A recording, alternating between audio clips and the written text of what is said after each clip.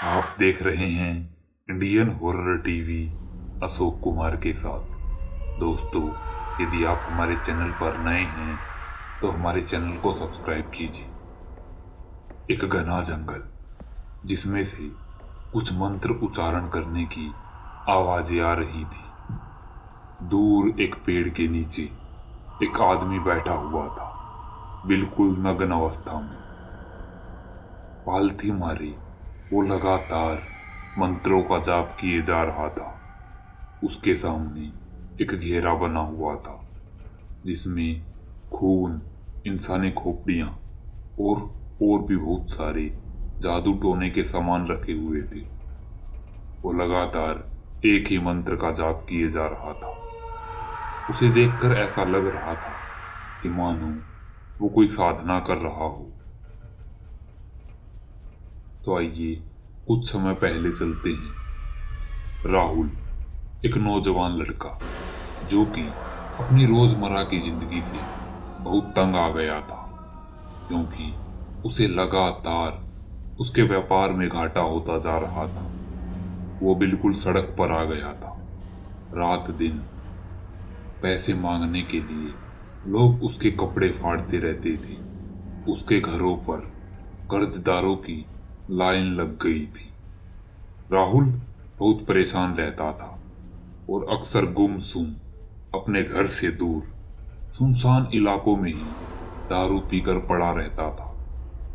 एक रात की बात है, जब राहुल शमशान के आगे से जा रहा था तो तभी उसकी नजर शमशान के अंदर जाती है। तो वो देखता है कि एक अघोरी जो कि एक चिता के पास बैठा हुआ है, उसके शरीर पर राख मली हुई है और वो लगातार अपने हाथ को उस चिता के ऊपर रखे हुए है। आश्चर्य की बात थी कि वो जलती हुई चिता भी उस अघोरी के हाथ को जला नहीं पा रही थी। वो लगातार मंत्र जाप किए जा रहा था। राहुल की तो आंखें फटी की फटी रह गई। यह देखकर राहुल उस अघोरी के पास जाता है।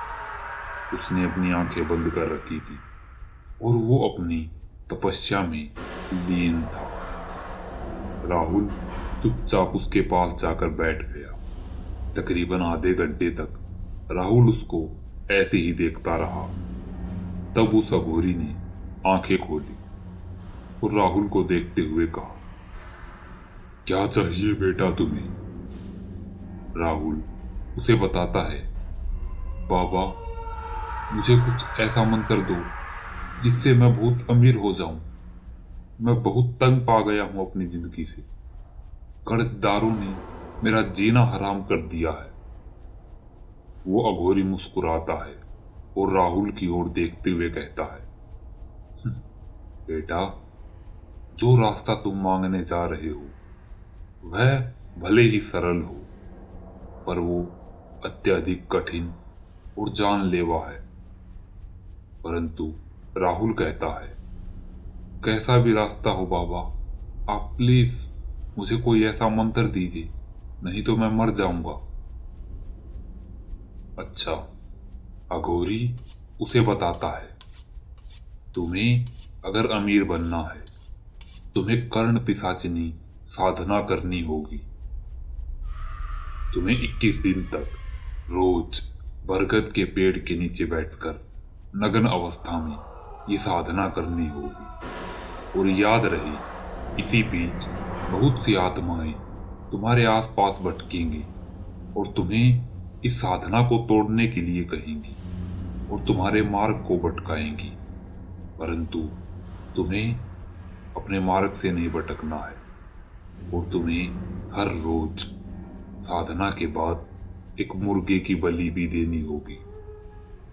ऐसा 21 दिन तक करने के बाद अगर तुमने विधिवत सब कुछ किया तो कर्ण पिशाचिनी तुम्हारी होगी। और याद रखना, अगर एक बार तुमने कर्ण पिशाचिनी को साध लिया तो उसके बाद तुम किसी भी औरत के पास नहीं जाओगे। अगर तुमने ऐसा किया तो कर्ण पिशाचिनी तुम्हारा जीना हराम कर देगी। नहीं बाबा, मैं ऐसा नहीं करूंगा। ऐसा कहकर वो उस अघोरी को धन्यवाद करता है और वहां से निकल जाता है।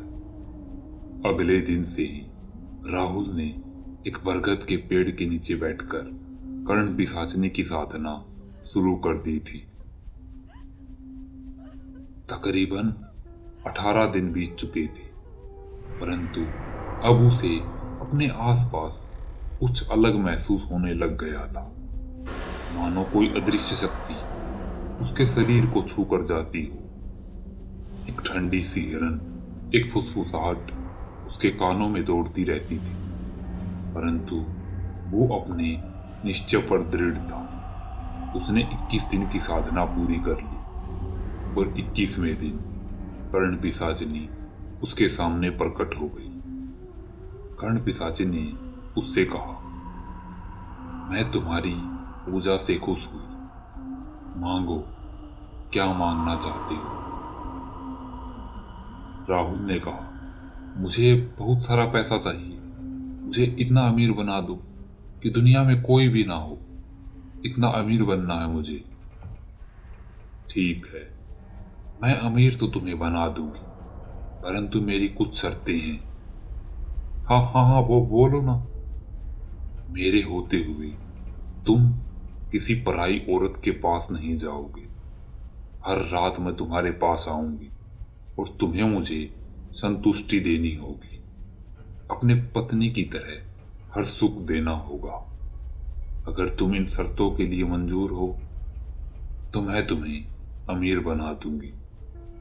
राहुल अपने लालच में कुछ इस कदर पागल हो गया था कि उसने कुछ भी नहीं सोचा और बस हाँ में हाँ भरता रहा। कुछ ही दिनों में राहुल की जिंदगी कुछ अलग ही हो गई थी।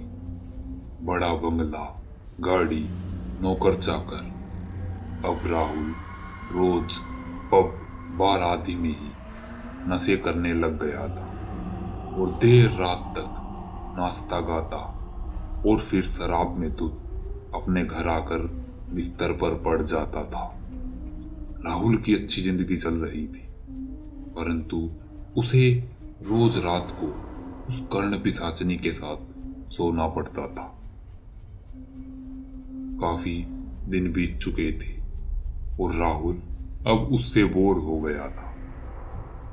एक दिन की बात है, राहुल एक बार में था और तभी उसे एक बेहद ही सुंदर लड़की दिखाई देती है। राहुल उस लड़की को देखकर मनमोहित हो जाता है और उसके साथ नाचने लगता है। वो उस लड़की को छू लेता है कि अचानक से उसके कान में जोर से आवाज आती है, ये तुमने ठीक नहीं किया। अब देखना मैं तुम्हारे साथ क्या करूंगी। जैसे ही राहुल को ये आभास होता है, वो उस लड़की से दूर हो जाता है। राहुल भूल गया था कि कर्ण पिशाचनी के होते हुए उसे किसी और औरत को छूना भी नहीं था। बस तभी से राहुल की जिंदगी के उल्टे दिन शुरू हो गए थे। अब अक्सर राहुल अपने घर पे पड़ा रहता था और उसके कानों में वो कर्ण पिशाचिनी जोर जोर से चिल्लाती रहती थी। राहुल अपने तकिए में अपने कानों को ढकता था और जोर जोर से चिल्लाता था। तकरीबन 10-15 दिन तक यही चलता रहा। वो कर्ण पिशाचिनी ने राहुल का जीना हराम कर दिया था। उसे ना प्यास लगती थी ना भूख। उसकी आंखें अंदर धंस गई थी और शरीर बिल्कुल सूख चुका था। धीरे धीरे करके राहुल की सारी जायदाद अब गायब हो गई थी और वह फिर से सड़क पर आ गया था। परंतु यही नहीं, कर्ण पिशाचिनी के रोज के इस व्यवहार और अपने कानों में जोर जोर से चिल्लाने के कारण अब राहुल बहरा हो चुका था। तकरीबन 1 महीने बाद जब आसपास के लोगों ने देखा तो राहुल का शरीर उसी के घर में पड़ा हुआ था, एक हिलने वाली कुर्सी के ऊपर। राहुल की आंखें खुली हुई थी।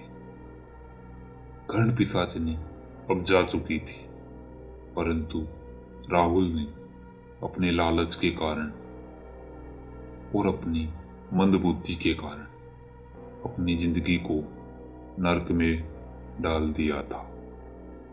उसकी हंसती खेलती जिंदगी बर्बाद हो चुकी थी।